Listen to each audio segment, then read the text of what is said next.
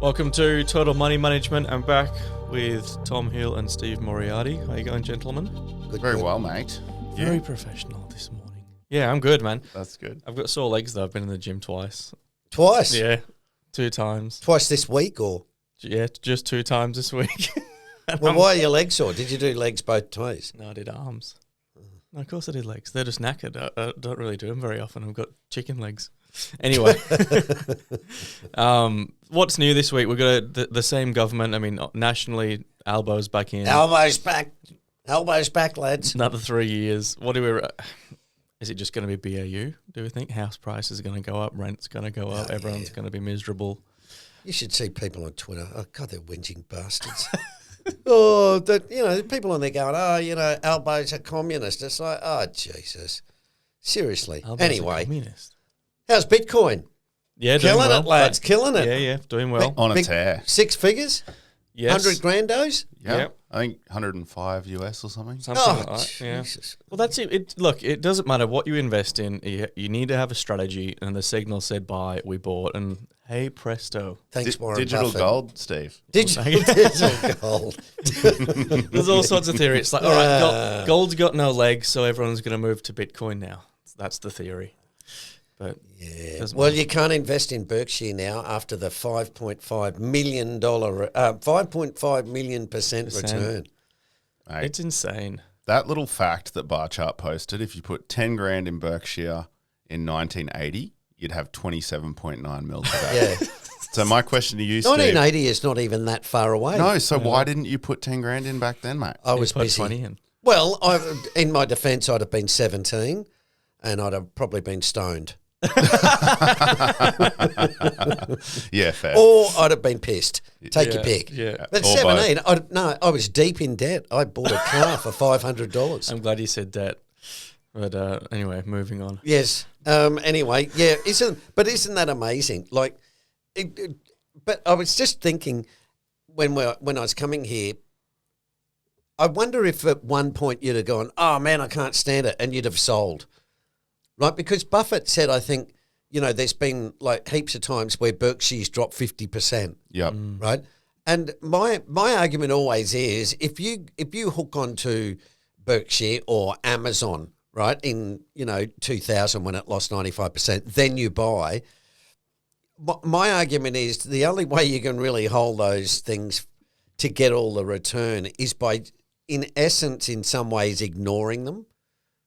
Because if you looked at it all the time and you see Berkshire's down 50%, generally you'd be going, oh man, this is not good. At least back in the day, you didn't have access to laptops, PCs, phones where you could check it every 5 seconds. True. Yeah, that's true. So you can kind of buy something and then get on with your life. Yeah, that's true. And the other thing I was thinking, Jacob, is too, 10,000 in 1980, if you put it in inflation terms, it's probably about 100,000, 150,000 in today's terms. So it's a little bit, do you know what I mean? It's like you'd be better off saying I invested 1,000 in Berkshire. Yeah, that's rather than 10,000, right? That's fair. 10 grand in 1980 was Yeah, that was big. probably a house.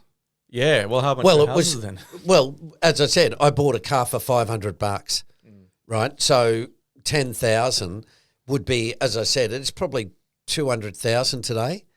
So you sort of look at it and go, okay, yeah, that's, it's still fantastic. But my argument always is, yeah, okay, how many of us in 1980 had a lazy, 10,000 laying around? And how many of us in 1980 went, oh, the stock market's going to boom? 1980 was that pivotal point in geopolitics where we moved away from regulation and we moved into the globalization phase. Yeah. So do you know what I mean? Like there's a lot of factors where you go, yeah, okay, cool. But my argument would be the people who made a lot of money in Berkshire are the people who already had a lot of money, right? Because they were the only ones who went, oh, but, you're not going to get a 25-year-old working in, Woolworths go, oh, Berkshire looks good at these rates. Take a 10 grand loan out. Yeah. But 1,000 is still what, 2.7 mil or something. Yeah, it's better than a poke in the eye with a sharp stick, as my dad would say. It is. Right? Yeah. And if you rebalance, Steve, that's how you could have stayed in. There you go. And enjoyed the fruits. Yeah, but the problem is like at fruit. $290 a share, I'd have bought one share. So you can't really rebalance one share, right? How would you even have true. bought then? I can't even imagine. What do you do in 1980? What do you do? Go and physically You see got some. to you- carry a pigeon You get a or an owl. You ring a broker. You ring them. Oh, phones existed then. You ring a broker, right? And Back in the mud hut days. Yeah. yep. Okay. Where you had the dial phone. They're cool. Oh, look. Anything else to say on Labor? Maybe we talk. Well, how do you think it's going to impact property? Most of our listeners want to know what's going to happen to property.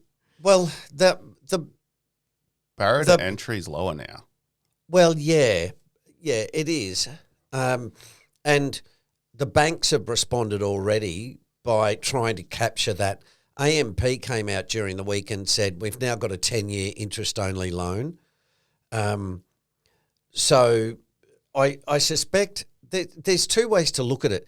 These days, you have to look at it and say there's people that will enter the market and that, in all likelihood, will push prices up.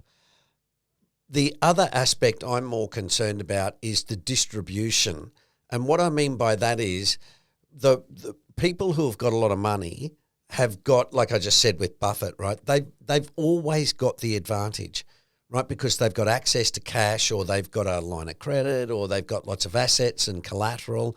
So, this is what I do in a way, saying, oh, well, if I want to get my kid into a house, Albo says, hey, if you come up with 50 Gs, we'll get you into a property.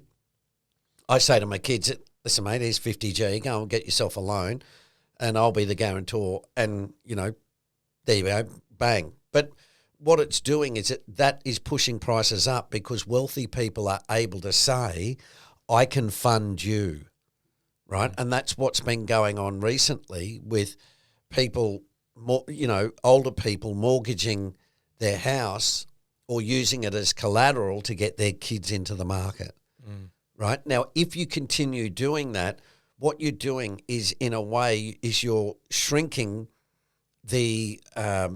you're raising the distribution to the point where the wealthy people are always going to have more and more houses, right? And I haven't done it all yet, but my instinct is saying part of the problem is we got people with 2, 3, 4, 5, 10 properties, and that's affecting the ability of us to get, others, young people like yourselves, into the market, right? Because you're always just outbid by overseas investors or by local people who say, oh, well, we'll buy property number 5.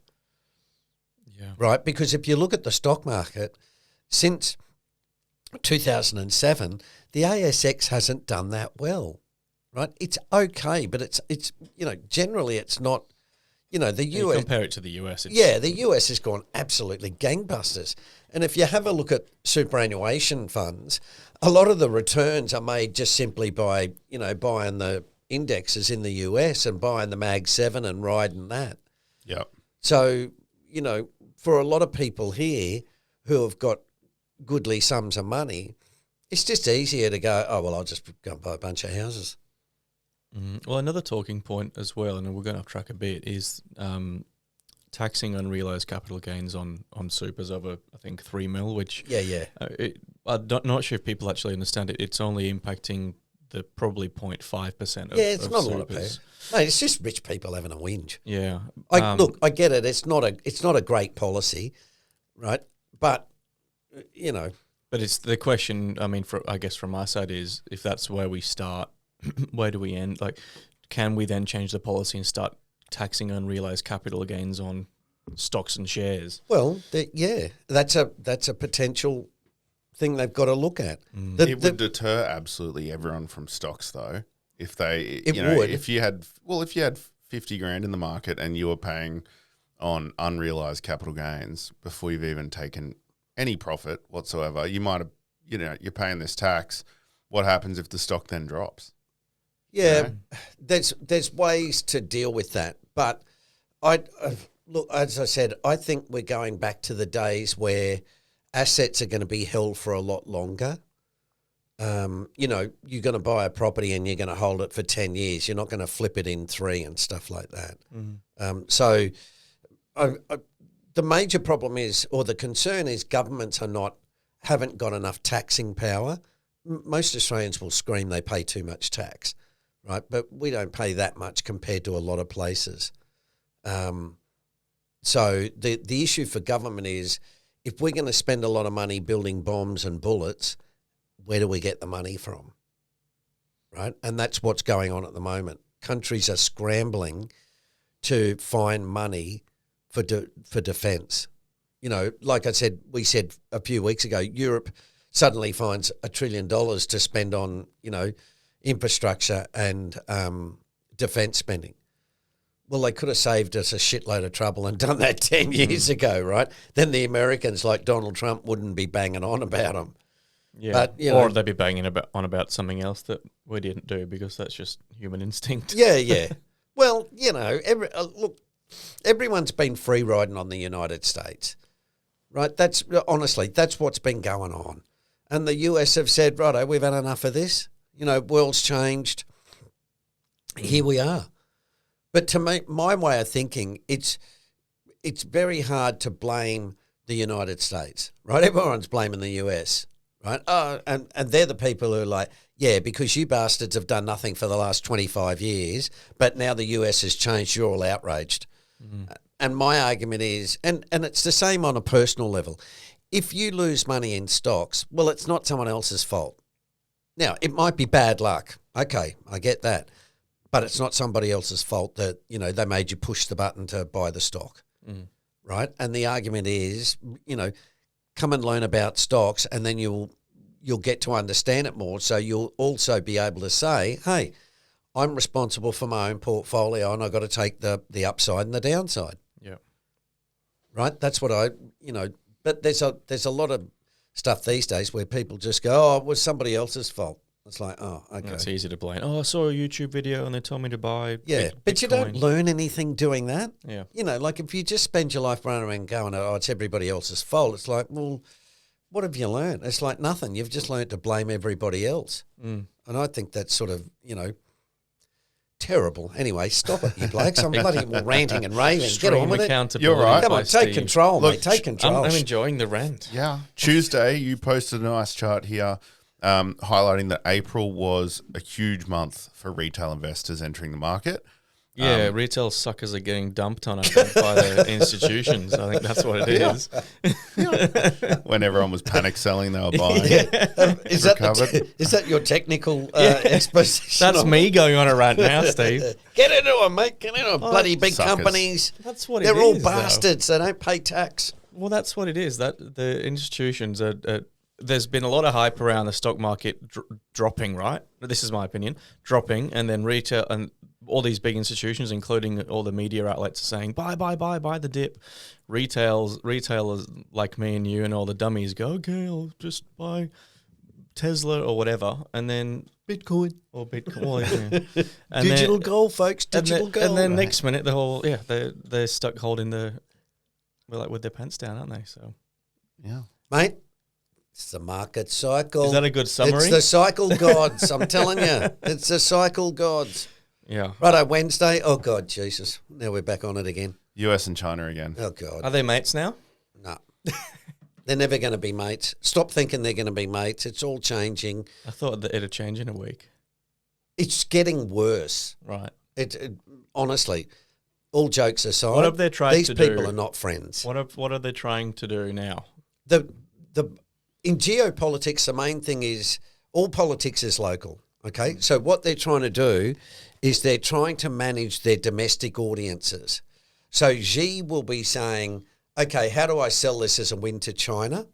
And Trump will be saying, how do I sell this as a win to the American people that I'm doing the right thing, right? So they both go and have a talk, and essentially what they're trying to do is come away from the talk saying, we're the nice guys here. We tried to reason with those assholes across the Atlantic and they won't do it. So, they're the bad guys. That's essentially what's going on, right? So I don't think they're going to get, they might come out with some motherhooded statement, like, oh, we've agreed to disagree, but we're going to talk further.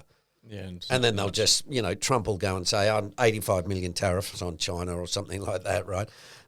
China is already responding by trying to go through third markets, right? Don't send it to Chicago, send it to Vietnam, and they'll send it to Chicago. And that's why Trump said we're going to tariff everybody, because what America is saying is you're not using us anymore. So and we talked about this a while ago where we said Australia's going to have to choose. Yeah. Right? We can't continue to say, all right, we're going to support China's economy, but we want America's strategic umbrella and defence. Right? Well, that's, the Americans have said, look, you and I are mates, but that's enough's enough. They just did some sort of agreement with the UK this week, right, where there's talk of it. But they said the 10% tariffs on the UK stays, right? But what they're trying to do is, if you look at the countries that the Americans want to talk to, it's the strategic companies, right? Japan, Korea, the UK, India, and Canada. And the reason why is because they will form the backbone of technology and national defence, right? So Japan and Korea are cutting-edge technology, right? So you need them for weapons. The Koreans and the Japanese are also big on critical minerals. You need them for weapons, right? The UK, has Rolls-Royce engines, right? All of these strategic bits. India, growing market, enemy of China, right? Big population. So it's all about positioning for the future.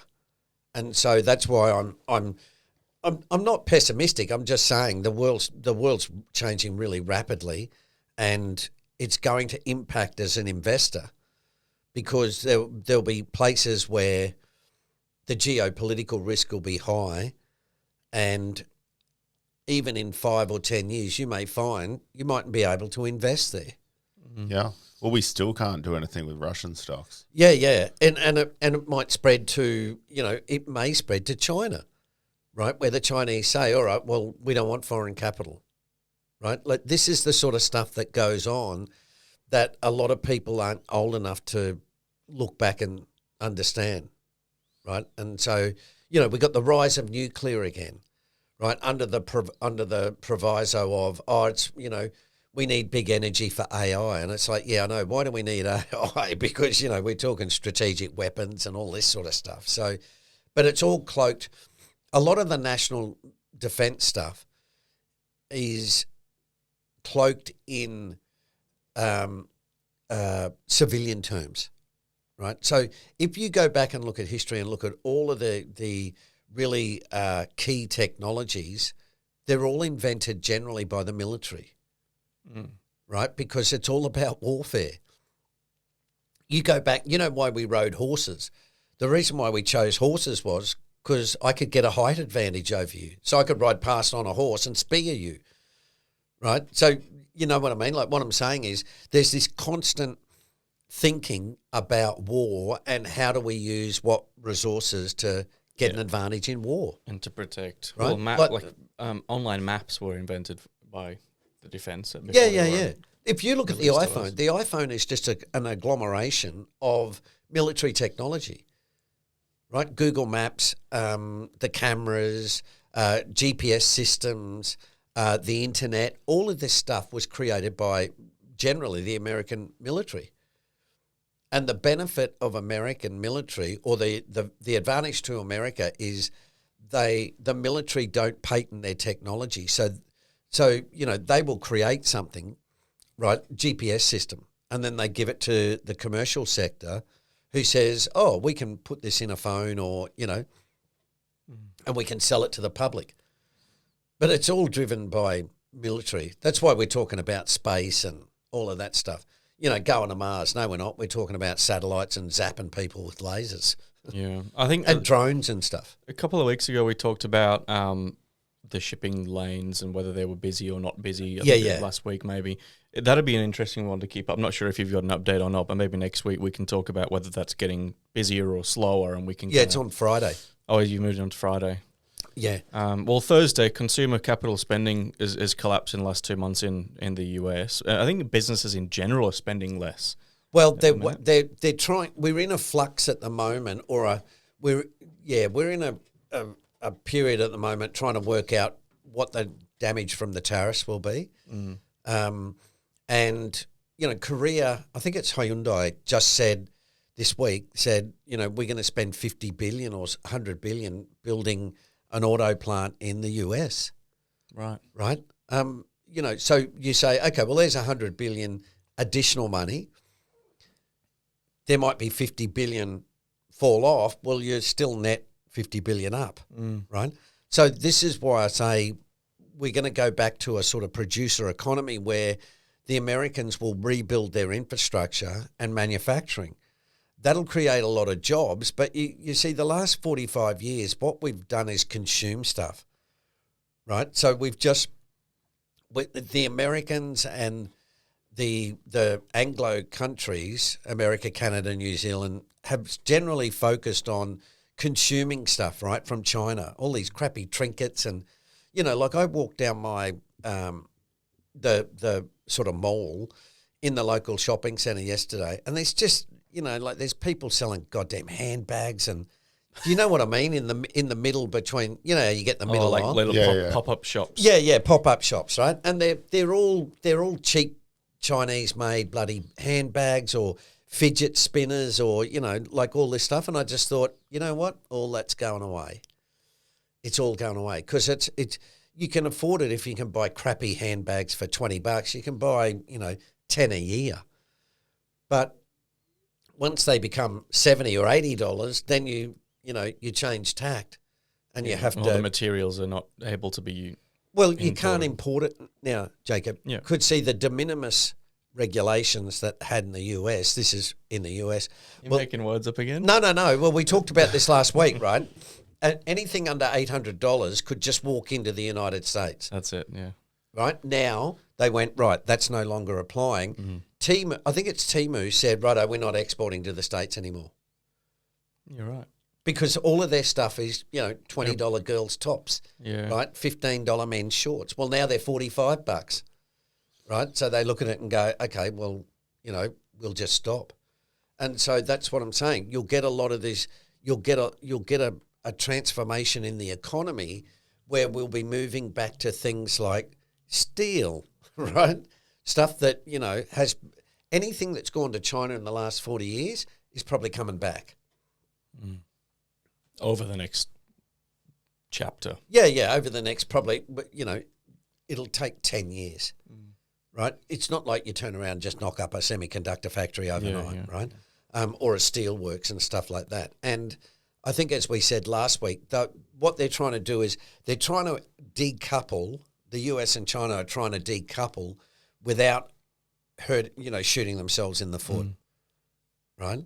I think, Jacob, and the bonus, there was Xi Jinping openly admits to supply chain global war, right? This is his quote, okay? So you imagine you're America or Australia, right? Mm-hmm. Okay? We being China, right? We should increase the dependence of international supply chains on China and establish powerful retaliatory and menacing, right, capabilities against foreign powers that would try to cut supplies. So,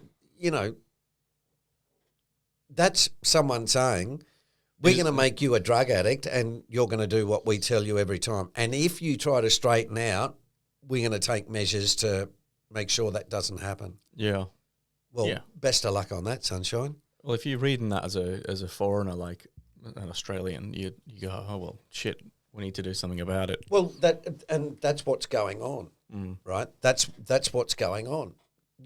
Countries will say, well, if you want a T-shirt, that's fine. It's $45, right? And you'll say, oh, okay, well, maybe I'll just wear, maybe I'll take a little bit better care of the T-shirts I've got.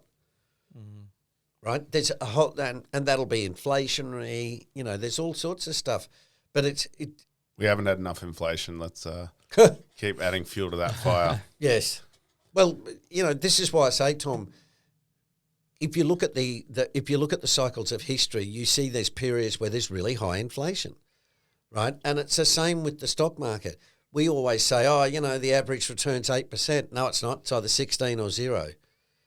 The average inflation is 4%. No, it's not. It's either 7 or 0.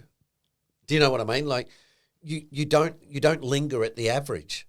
Mm. You get periods of high interest rates, high inflation, high income inequality. The opposite is, you get it periods of low inflation, low interest rates, and low income inequality. Mm. You just don't sit on the lovely, 4% every year. That's what gives you the average, right? Yeah. 100%. The other thing we had in the bonus section here is Chinese exporters to wash products in third countries to avoid Trump's tariffs. Yeah, so, that's just, as I said, they're trying to go through, Yeah, like sending them to Malaysia, for example, giving them new certificates of origin. Yep. And trying to get around things that way. Yeah. Man, what happened to that chart? That's the bonus section. The lesson of the week. Steve Lane, took a photo of that himself after a bottle of red. Well, you wouldn't want to be Austria. So the longest buy and hold, brother. Longest periods of negative real equity returns in DMS countries with continuous histories. So this is from 1900 to 2024. Austria have been down. Is that 98 years or 98%? 98 years. What? Australia 16. UK 22. UK's been terrible since about the start of 2000. Yeah. Since you left, mate. Japan 51, right? Italy 73. But the point being, buy and hold, not everywhere. Yeah. Well, these countries all piled into the US, which. Yeah, but these are, this is from 1900 and 1924. Yeah. I had a look at Austria's returns a while ago, and I think on an annual average basis, they were like 1% or something, right? So in other words, you didn't keep up with inflation, right? And this is why I say, when they say, the average return's 8, it's like, no, the geometric return's 6 and real returns are about 2. Double your money every 36 years. Okay, well, No, thank you. It's interesting that most of those countries are in Europe, and I wonder what the negative returns were since the European Union formed. In 91, they're probably not that good. Well, that's what I'm saying, because everyone just outsourced everything. They combined and outsourced everything. Just a thought, that's all. Yeah, the other thing is too, again, what we talk about in Well too is buying and selling them in certain time frames, not holding them for 98 years. Yeah. Right? But anyway. I think that's it. Well, I don't know, what's next? Tesla. Short story. Oh, it's just Tesla crashing. Pretty much every country in Europe, sales are extremely negative. Yep. Another headline being BYD, selling 6 times more vehicles than Tesla in Australia. Yep. Go Elon. To be fair, you get a lot more car with the BYD for the price. Let's. What do we got, Jacob? What do we got? There's been a couple of questions lately on the socials, but there's one came through yesterday that was just saying, what books would you recommend that line up with the topic discussed on the podcast? You have made, on a previous podcast, you've made a session or whatever it is, on an episode on, I think, the top 10 books. But I just thought we'd run through, maybe get an overview from you, Steve, and all of us can chip in on what those 10 books are and where people might start. So if they were starting to get invested or they hadn't read something before. I chose that episode, that was with Pete Wargent. I chose 5, I think, and I think Pete chose 5. Right. Yeah. I'm not sure. But look, let me give you the top 3 off the top of my head. Robert Schiller's Irrational Exuberance. You're a good man, Jacob. Irrational Exuberance, right, by Robert Schiller. Great book. The reason why is because it gives you a macro view about how markets cycle. That's the first thing. It gives you a really good view about the psychology of markets, which is a what, Stephen? Is the opposite of the efficient market theory, right? Now, I won't bore you with that, but the efficient market theory is the dominant theory. It's bullshit, doesn't work, right, folks? So forget that. Read Robert Schiller's Irrational Exuberance, and he shows you different approaches and why the market is basically psychological, not rational, right? Yeah. So that's the first one. The second one is the Warren Buffett Way. Go and read it. It's a Buffett book. It's a good starter book. Yeah. It's a good starter if you want to read how to think about the companies and the competitive advantage and that sort of stuff, right? There's 8 million Warren Buffett books out there. Most of them are probably not too bad. They say very similar things. Yeah. I think one of them was Buffettology. Oh, yeah, I did, down the bottom there. The New Buffettology. It's a really good book as well. The third one is a bit obscure, Life's Grandeur. I had to throw that in because Stephen Jay Gould is my favourite author. But it's a really good book to teach you about statistics and about the normal distribution and stuff. This is probably not the time to discuss that. The other one is Probable Outcomes. It's a really, really good book by a guy called Ed Easterling. They've also got a website, trying to think of it. I can't remember what it is, but just Google it. Probable Outcomes, again, is a really good book about the basics of the market and how it cycles and what you've got to consider. They have two really good concepts called rowing and steering. And what he's basically saying is in a bull market, you sort of, you can put your sail up, right, in a bull market and the wind just blows you, i.e. you don't have to row, you don't have to do anything. All you're doing is just steering, right? Then he says when you get a bear market, you got to row, right? I.e. you got to put in some hard work and do some tacking and stuff. But it's a really good book. And the other one is The Most Important Thing by Howard Marks. Again, pretty generic, but really good. You got to love Howard Marks. Yeah. And the other one that I think is really good is Bull, A History of the Boom by Maggie Marr, 1982 to 2000. Any of those books, there's another really good one called The Go-Go Years, which talks about the 60s. When you get those books, they're good to read because it puts... What you do is you read them and go, oh, that's what's happening at the moment. Everybody's speculating in gold or property or Bitcoin and stuff. Oh, that's funny. Everyone did it in the dot-com bubble in 1999. Yeah. Right? Yeah. The Psychology of Money, Morgan Housel. Yeah, that was Pete's choice. It's okay. It's okay. What about Fooled by Randomness? Yeah. Well, any of the Talebian stuff is good, right? And I've got that there, the Insurto by Nasib Taleb. Fortune's Formula. Another good one for most people is The Success Equation by Michael Mauboussin. If you said to me, Steve, give me three, I'd say Irrational Exuberance, Robert Schiller, Probable Outcomes from Ed Easterling, and The Success Equation. Okay. They will give you the foundation for you to understand the way markets move, what the influences, inflation, interest rates, and the Success Equation is really good to basically ground you in the idea that if you think you're a genius, you're not. Yeah. Right? And you need to take account of luck. And Mauboussin in the book shows you how to think about that. And also he's got a really great chapter on mean reversion, right, which is one of our 8 principles. Yeah.